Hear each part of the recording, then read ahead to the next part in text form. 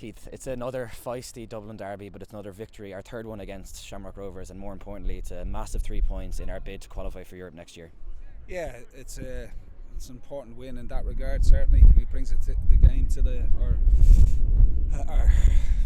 our bid to get fourth place to the last game of the season up in Sligo. So Dublin derbies, it's just a huge rivalry here. You know, Rovers are champions by a long distance, and deservedly champions. So. But once you cross the white line, you know, the players give it all. Both sets of players give it all, and you know, that's part of the essence of the derby. You know, the supporters in the ground. I'm disappointed that there was no away supporters here tonight, to create the atmosphere. You know, but our boys were excellent, really good tonight. We conceded a bad goal, haven't gone ahead in the game, and they come back really strongly. Promise, who was exceptional, and you know, a handful all night, skipping by the goalkeeper and rifling into the top corner, and then Rob Cornwall from a set play, the ball drops to him and he finishes it really well. So we go in at half time 3-1 down. The emotions were running high on the sideline. You know, so we settle things down a little bit. You know, the boys come out and deliver a really professional performance second half, and it was quite comfortable at times.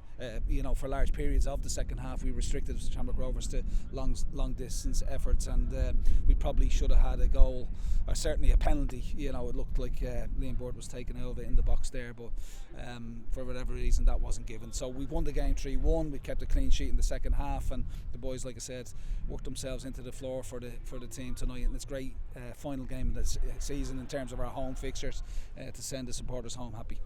It's never easy when you lose your top scorer in Georgie Kelly, but one silver lining, when you have to look at silver linings, is the form of Promise O'Masheri. As you mentioned, he's been fantastic in the last few games and might be his best performance in a Bohs shirt tonight so far. Yes, Promise is playing with confidence at the moment. A run of games, you know, a consistent run of games has helped that. Obviously, he's built on performance week on week, and he's getting some goals for the team, which is really important for us.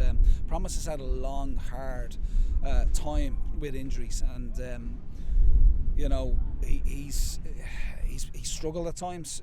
You know, mentally to keep himself going, to show that resilience. You know, he's been lonely at times. You're working with the physio, working with the strength and conditioning coaches. You know, and I'm really pleased for the perseverance that he's shown.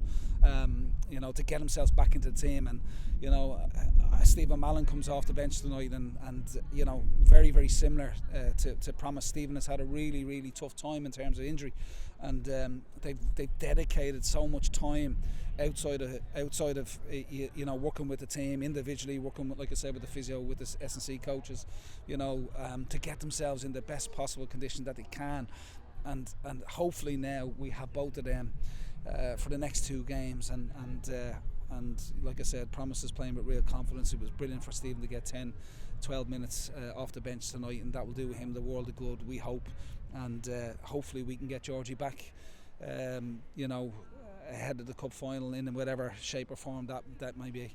Well, congratulations on the result tonight, Keith. I won't be in Sligo next weekend. I'm flying off to Dortmund for the weekend to watch them play, but I'll see you in the Aviva on the 28th. Yeah, okay, thanks Colm, thanks a lot. Cheers.